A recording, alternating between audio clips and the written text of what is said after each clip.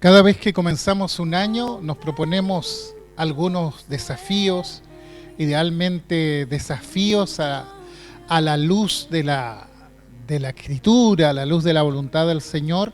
Lo importante es que todos esos desafíos tengan ese respaldo de parte del Señor, no simples arengas, sino que interpretemos lo que el Señor realmente quiere de nosotros para poder irnos ajustando a eso y que nuestro mayor desafío sea cumplir la voluntad de Dios, caminar en la dirección de la palabra del Señor, ¿verdad? Jamás debemos olvidarnos del contexto en que están escritos los pasajes bíblicos para poder interpretar correctamente lo que el Señor nos está hablando por medio de la palabra.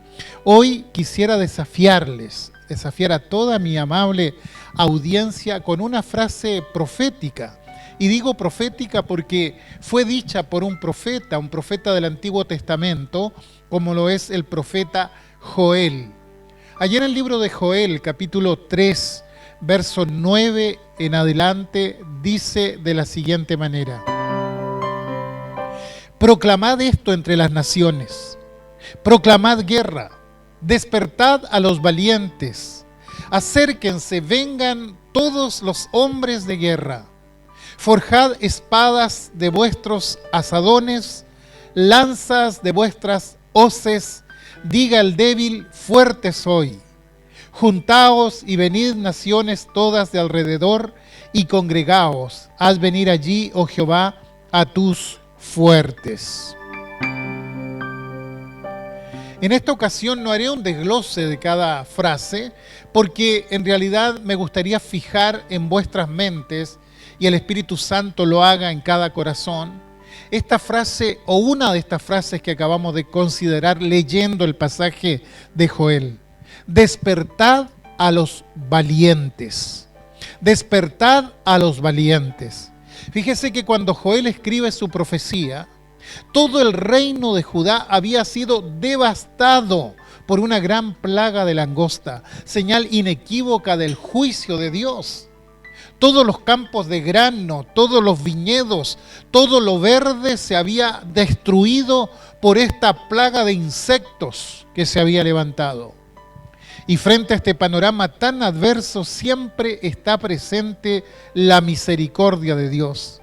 A pesar del juicio, a pesar de la tribulación, nadie puede decir estoy tan mal que la misericordia de Dios se alejó de mí.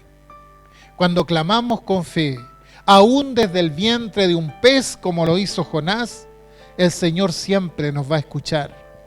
Y en medio de esa debacle, de ese desastre natural, de proporciones, Dios levanta al profeta Joel para decir al pueblo: toquen trompeta en Sión, proclamen ayuno, convoquen asamblea. Era necesario humillar el corazón frente a lo que estaba sucediendo. En otras palabras, Joel le está diciendo: es hora de levantarse, es hora de actuar, es hora de clamar. Era el momento de tomar acción de fe. Frente al panorama crítico que estaban enfrentando, era necesario apercibirse. Era necesario dejar de lado la pasividad, el desánimo y volverse al Señor con una actitud decidida, una actitud determinada. Cuando uno lee al profeta Joel, lo que encuentra es un mensaje violento. Sí, violento en el buen sentido de la palabra. Porque Joel es un profeta directo. Él no es de los que pasa la mano sobre el pueblo previendo que nadie se ofenda por sus palabras. No. Él convoca y lo hace con singular fuerza. ¿Por qué? Porque es necesario que el pueblo de Dios tome conciencia de los tiempos que estaban viviendo.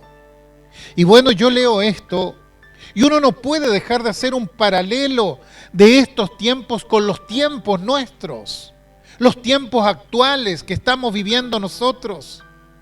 También son tiempos complejos, también son tiempos decisivos, tiempos en que es necesario tomar acción, tocar trompeta, despertar a los dormidos, convocar a la asamblea para que proclame oración, proclame ayuno. Si los tiempos son difíciles, si los tiempos son desafiantes, no es tiempo entonces de bogar en dos aguas. No es tiempo de claudicar en cuanto a nuestra fe. No es tiempo de decir, bueno, lo voy a pensar, no. Es tiempo de levantarse, de hacerlo con las armas del Espíritu y combatir toda batalla espiritual, por dura que ésta sea.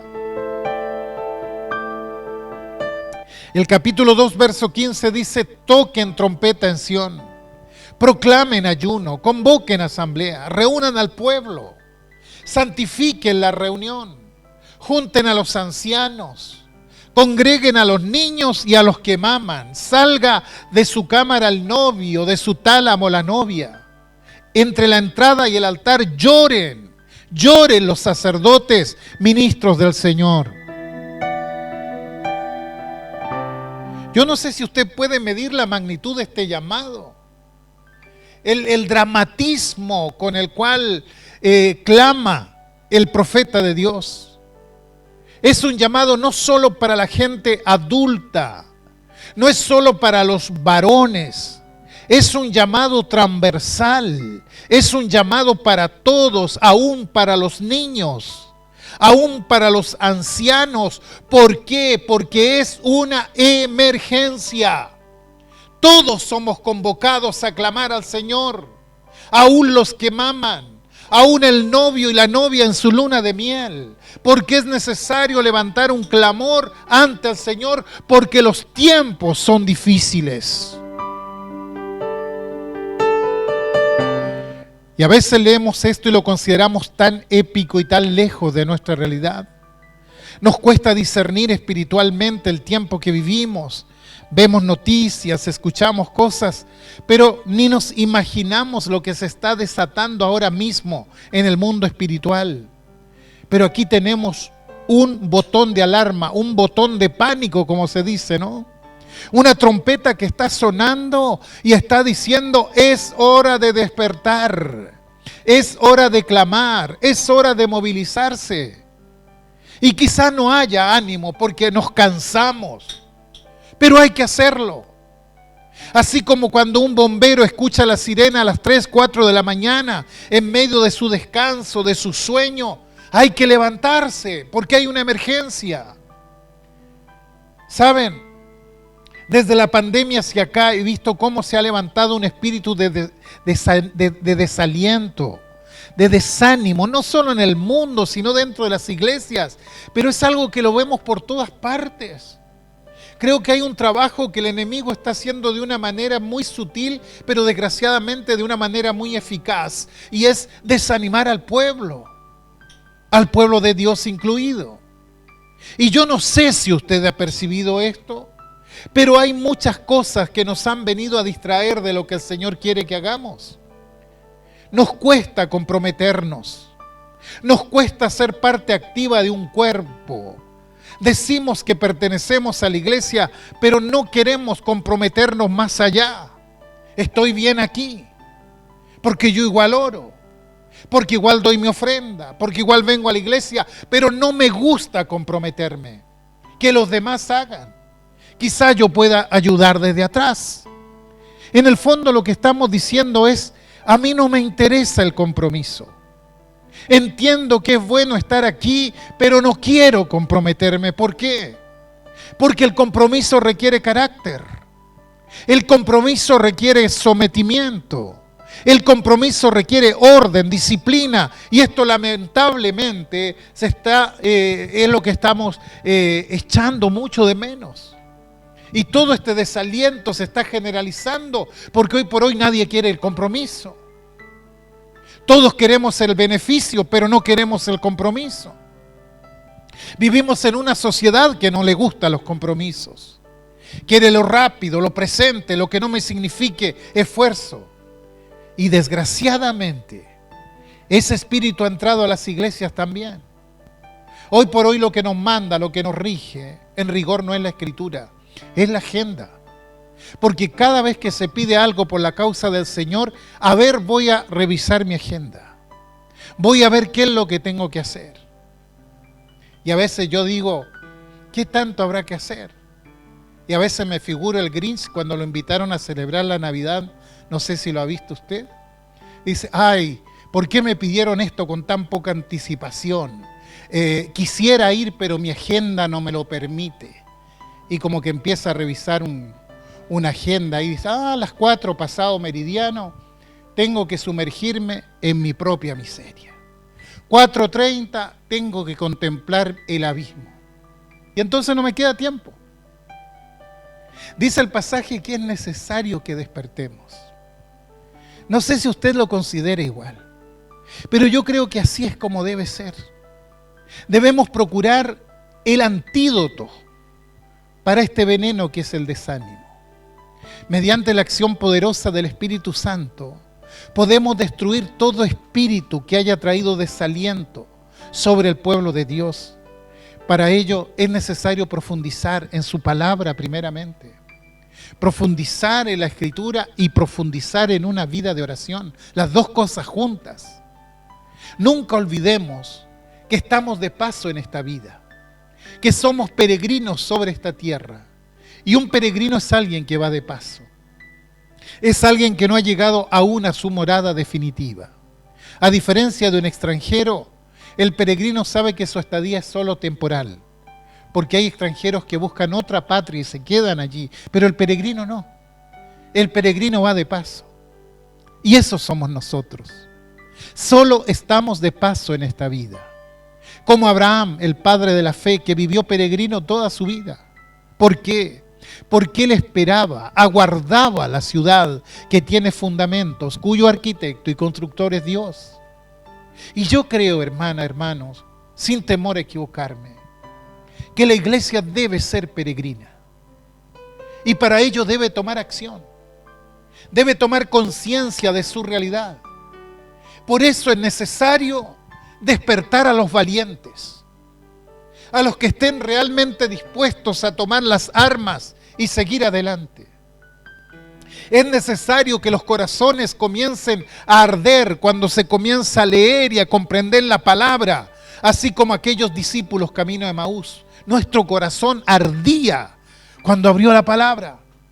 Ellos no comprendían lo que estaba escrito, pero como no comprendían, estaban tristes, estaban atemorizados, estaban decepcionados, pero cuando le fue abierta la palabra por el Señor, sus corazones comenzaron a arder. Y yo me pregunto, ¿por qué nos cuesta tanto que ardan nuestros corazones? ¿Por qué no somos apasionados? ¿Cuándo llegará el día que se despierten los valientes en las iglesias y comiencen a movilizar al pueblo, a todos, pastores, líderes, miembros en general, todos?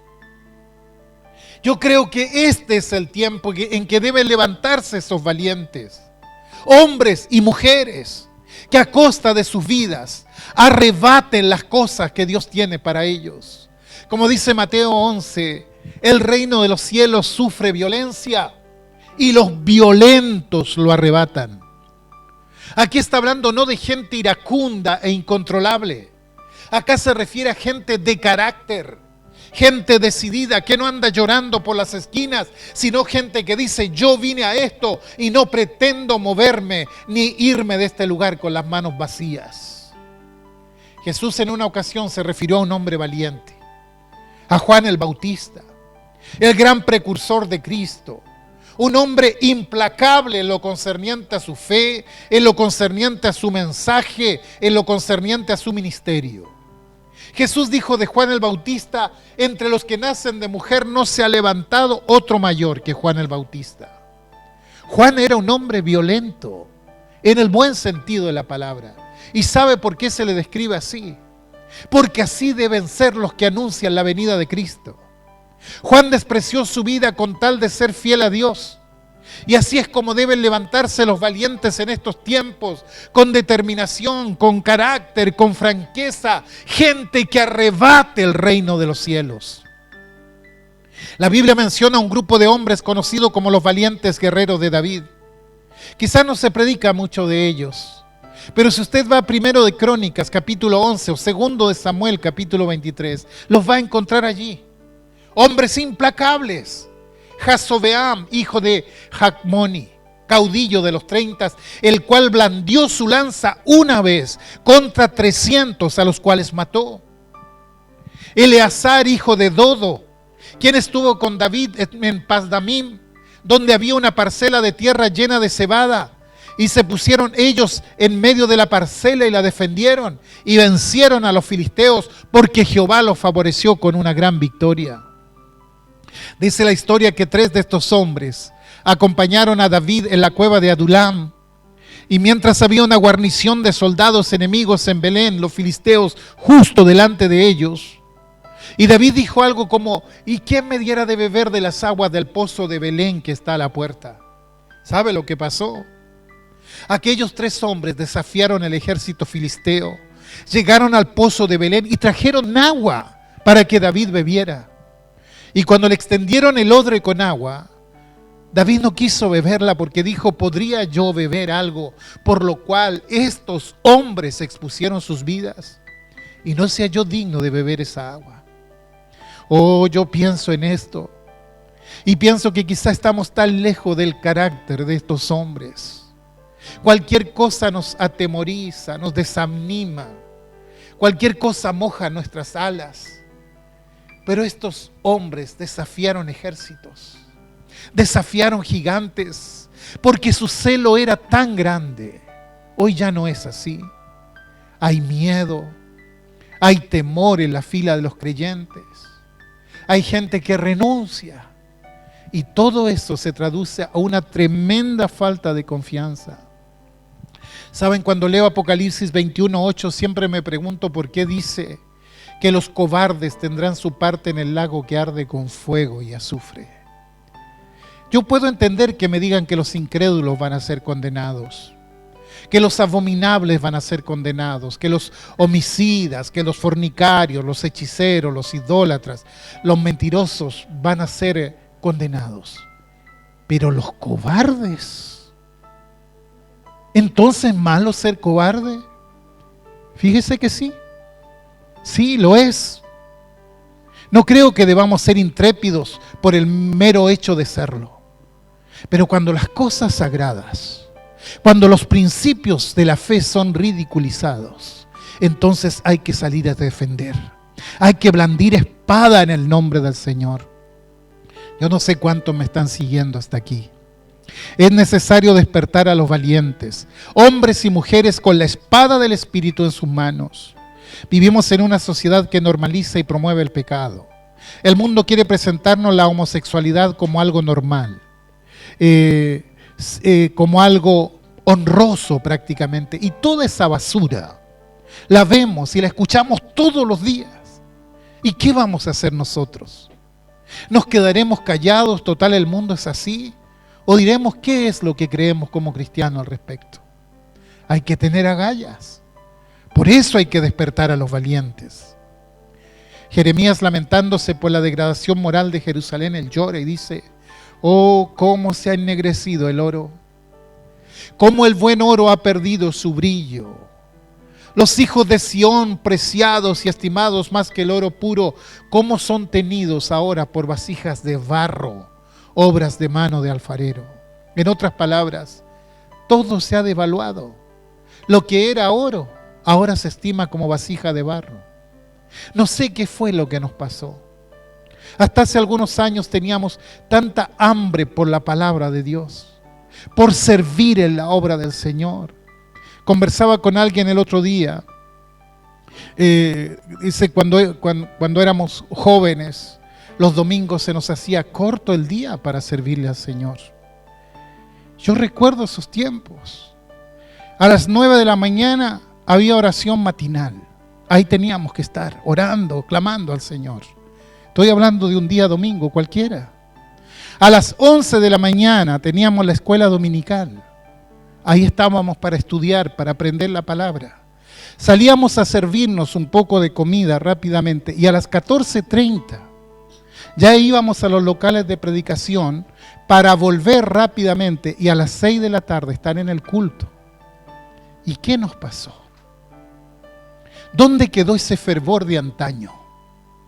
¿Será que lo que valía oro hoy se estima como una vasija de barro nada más?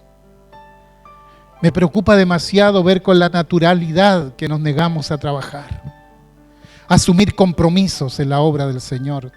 Todo es más importante, todo puede prevalecer, pero la obra del Señor que espere. Y si voy el sábado a la iglesia, no voy el domingo, porque igual necesito mis espacios. Y si voy en la mañana, no voy en la tarde. Además, no es necesario congregarse tanto. Hay miembros de iglesia que se congregan tarde, mal y nunca. Una vez por mes, una vez cada 3 meses, una vez al año inclusive. Se ha devaluado el compromiso con el Señor. Estimados, la vida cristiana es conflicto y es lucha. ¿Sabía eso usted? Es conflicto y es lucha. Nunca ha sido fácil vivir la vida cristiana. Si para usted es fácil ser cristiano, quizás sería necesario que se examine muy bien. Capaz que no ha entendido bien de qué se trata. Cuando usted decide seguir a Cristo, usted debe tomar esa decisión con valor, con determinación, porque va a enfrentar luchas. Y si usted no está anclado, si usted no tiene nada claro, en la primera ráfaga usted va a caer porque no tiene raíz. Alguien quizás se pregunte, ¿cómo puedo fortalecer mis raíces? En la Biblia podemos encontrar muchas claves, porque si de algo nos habla la Biblia, es cómo fortalecer nuestra experiencia espiritual. Pero no saca nada tener la receta en mi mano y no comprar el remedio, de nada me va a servir. Hay que poner manos a la obra. Miren, yo sé que la iglesia en sí nos salva. La iglesia es un medio, no es un fin. Y yo sé y puedo entender que no es determinante a cuántos cultos usted asista al año para ver si es salvo o no es salvo. Miren, normalmente tenemos 150 cultos al año en la iglesia. Pueden ser más, claramente, pero estamos hablando en términos bastante generales. 150 cultos al año. Yo no puedo decirle a usted, mire, usted asista a 50 cultos este año, o asista a 80 cultos, y entonces va a tener más posibilidades de entrar al cielo. No, yo no puedo decir eso. Porque si usted no va a discernir espiritualmente la importancia de congregarse, no le va a ayudar mucho. Sin embargo, la Biblia también nos exhorta que debemos congregarnos, nos exhorta que habitemos juntos y en armonía. Entonces, si hay un hermano, una hermana que le cuesta entender, que es débil moral y espiritualmente, que más del tiempo está luchando con el pecado y con los vicios, yo no puedo decirle, mire, enciérrese en su cuarto y ore, porque lo más probable es que no lo haga. Tampoco puedo decirle, mire, tome la Biblia y empiece a leer, parta en el Evangelio de San Marcos, porque lo más probable es que no lo va a hacer. Entonces, ¿qué es lo más práctico? ¿Cómo podemos ser más pragmáticos en torno a esto? Yo le digo, mire, lo más práctico para usted es que no se aleje de la iglesia, de la casa del Señor. Asista a los cultos. ¿Por qué? Porque va a empezar a cultivar una disciplina espiritual. Más de alguna palabra que sea predicada le va a llegar. Alguien va a poder orar por él o ella, si fuera una mujer. Algún servicio podrá prestar, aunque sea pequeño. Y no se va a dar ni cuenta cómo va a empezar a crecer en su experiencia con Dios. El gran problema es que muchos ni siquiera están dispuestos a eso. Saben, en tiempo de pandemia, ustedes recuerdan, pasamos mucho tiempo sin congregarnos. Como a mí me gusta contar todo y medir todo en la medida de las posibilidades, 17 meses estuvimos sin congregarnos, encerrados en nuestras casas prácticamente. Y en lo personal fue una prueba durísima. Cada vez que se suponía que debíamos estar comenzando un culto, realmente que mi corazón se estremecía. Muchas veces con mi familia, mi esposa, mis 3 hijos, nos reuníamos en la iglesia para hacer el culto. Estábamos los 5 ahí. Y hacíamos como que estaban todos los hermanos. Y solo pedíamos fuerza para poder soportar todo aquello. 17 largos meses. Progresivamente comenzamos a reunirnos nuevamente. Hoy prácticamente ya estamos en la normalidad. Pero ¿sabe usted que hay muchos hermanos que no regresaron? Seguramente no echaron de menos a la congregación. Pero lo que es peor, abandonaron el servicio a Dios y la obra del Señor. Lamentable. Si no fuimos capaces de soportar esa prueba, ¿cómo lo haremos con las que vienen para adelante? Porque vienen días en que será muy difícil ser cristiano. Y si no aprendes a luchar ahora, estás perdido. Solo pido al Señor que la palabra haya sido clara y desafiante para cada uno de nosotros. Y antes de terminar, me gustaría referirme a una de las tantas batallas que sostuvo el pueblo de Israel contra los filisteos. El ejército enemigo se había puesto en posición de combate. Dice 1 Samuel 13 que en toda la tierra de Israel no se halló herrero. Y aconteció que en el día de la batalla no se halló espada ni lanza en mano de ninguno del pueblo que estaban con Saúl y con Jonatán, excepto Saúl y Jonatán, su hijo, que las tenían. ¿Por qué menciono esto? Porque la espada del Espíritu, ustedes saben cuál es, ¿no? La espada del Espíritu es la palabra de Dios. Los filisteos tenían una tecnología que los hebreos no tenían. Los filisteos trabajaban el hierro. Y por supuesto con el hierro se pueden confeccionar herramientas como rejas, de arados, asadones, etc. Y también se pueden confeccionar armas como espadas y lanzas. Si usted ve un ejército que va con espada y lanzas contra otro ejército que lo único que lleva en sus manos los soldados son palos, son estacas, bueno, usted sabe quién va a ganar esa batalla, ¿no? Si usted quiere estar preparado para la batalla, usted debe tomar la espada del Espíritu, que es la palabra de Dios. El Señor desarticuló a Satanás usando la palabra de Dios. Ustedes recuerdan ese pasaje. Bueno, quiero que tomes esto, como decía al comienzo, como algo profético. En estos días más que nunca necesitarás la palabra de Dios para defenderte. De lo contrario, serás presa fácil del enemigo. Debes prepararte. Debes capacitarte, deja que este llamado te conmueva. Te desafío a que empieces a leer, a estudiar, a meditar sobre la palabra de Dios. El enemigo no viene a jugar a las escondidas contigo, claro que no. El enemigo viene a terminar contigo. ¿Puedes comprenderlo? Por eso comienza ahora. Deja de mirar de lejos. Comienza a involucrarte. Es necesario que los valientes se despierten ahora, ya. Cuando Moisés muere, el Señor se presenta ante Josué y le dice: mira que te mando que te esfuerces y seas valiente. No temas ni desmayes, porque Jehová tu Dios estará contigo en donde quiera que vayas. Nunca se apartará de tu boca este libro de la ley, sino que de día y de noche meditarás en él, para que guardes y hagas conforme a todo lo que en él está escrito, porque entonces harás prosperar tu camino y todo te saldrá bien.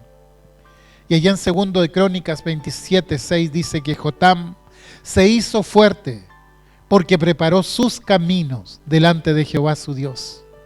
Yo no sé ustedes, pero acá vemos claramente que el valor para esforzarse y ser valiente en el Señor, que el secreto para crecer y hacerse fuerte es viviendo en conformidad a la palabra de Dios. El problema es que si no la conocemos, vamos a errar y vamos a caer.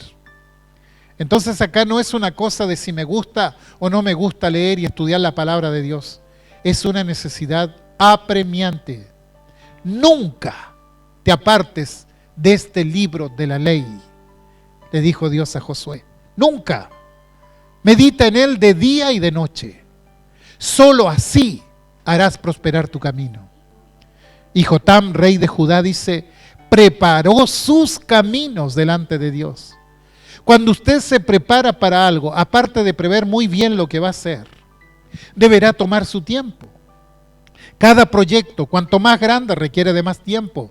Y esto, que todos podemos entender, es justamente nuestra gran carencia en estos días. Porque todo lo que escuchamos es, no tengo tiempo. Fíjese, estuvimos encerrados prácticamente 2 años. Pudimos valorar el tiempo, pero pareciera ser que no aprendimos la lección. Se levantó la restricción y salimos como locos para todos lados. Y entonces no hay tiempo. El problema es que si yo no tengo tiempo, entonces no puedo preparar nada. Me canso, quedo exhausto y caigo pesadamente en la cama cuando llega la noche. Familias se están destruyendo por falta de tiempo. Hombres y mujeres que profesaron la fe están cayendo de la fe por la falta de tiempo. En las grandes ciudades las iglesias están tratando de ajustar sus horarios y sus planes horarios y días poco usuales, porque si se hacen en otros horarios la gente no va porque no tiene tiempo. ¿Saben? La falta de tiempo está diluyendo el compromiso. Por eso las iglesias se están volviendo frívolas, carentes de compromiso, porque no hay tiempo. Hace 20 años atrás Dios nos trajo a este lugar llamado Levu y la gente todavía tenía tiempo. Yo recuerdo los domingos por la tarde, era hermoso ver cómo los hermanos iban en grupos a sus diferentes iglesias. Habían pocos vehículos, autos para trasladarse, la mayoría caminaba, pero se repletaban los templos. Y quizá la vida era más sencilla, claro que sí, pero había tiempo. El varón tomaba a su esposa, a sus hijitos, e iban al culto todos. Y poco a poco eso empezó a cambiar. No necesitamos ni 2 décadas para que eso cambiara. El primer cambio fue cambiar el culto que se hacía en la tarde, empezar a hacerlo por las mañanas. Porque ustedes recordarán, antes el culto se hacía por la tarde. En la mañana del día domingo se hacía la escuela dominical. Es decir, había que ir 2 veces el mismo día a la iglesia, por la mañana y por la tarde. Hasta que alguien dijo, es mucho 2 veces ir a la iglesia el mismo día. Además, el domingo es el único día que tenemos para estar con la familia.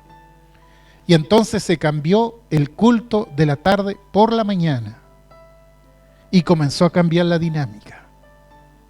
Yo soy creyente que la devoción y la meditación deben prevalecer antes que el activismo. Estoy totalmente de acuerdo con eso. Pero también creo que la actividad es un reflejo de mi devoción y entrega al Señor. Yo creo que sí. Oramos en las casas, estudiamos la Biblia en las casas. No tengo por qué poner en duda eso. Yo lo hago todo el tiempo. Pero cuando alguien deja de congregarse y pierde la vitalidad en su relación con el cuerpo de Cristo, el siguiente paso es la caída. Dios va a usar a quienes estén dispuestos a servir. Dios no tiene profesionales. Dios no pide currículos, ni sale a buscar obreros por las casas. Él ve la disposición. Aquellos que están dispuestos a servir con las mangas de la camisa remangada. Por eso eligió a Josué. Cuando murió Moisés y el pueblo necesitaba un sucesor, Dios no tiró la rueda de la fortuna para ver qué nombre salía. Josué no era alguien que no tenía nada que hacer cuando lo llamó el Señor. Claro que no. Dice el verso 1 del capítulo 1, aconteció después de la muerte de Moisés, siervo de Jehová, que Jehová habló a Josué, hijo de Nun, servidor de Moisés, diciendo, mi siervo Moisés ha muerto. Ahora pues levántate y pasa este Jordán. ¿Se fijó bien? Jehová habló a Josué, servidor de Moisés. Es necesario ser ejercitados en el servicio y en el uso de la palabra. Y ahí Dios te va a ir promoviendo. No podemos ir a la lucha portando estacas, palos. Debemos portar espada. Y es necesario que se despierten los herreros para preparar lanzas y espadas.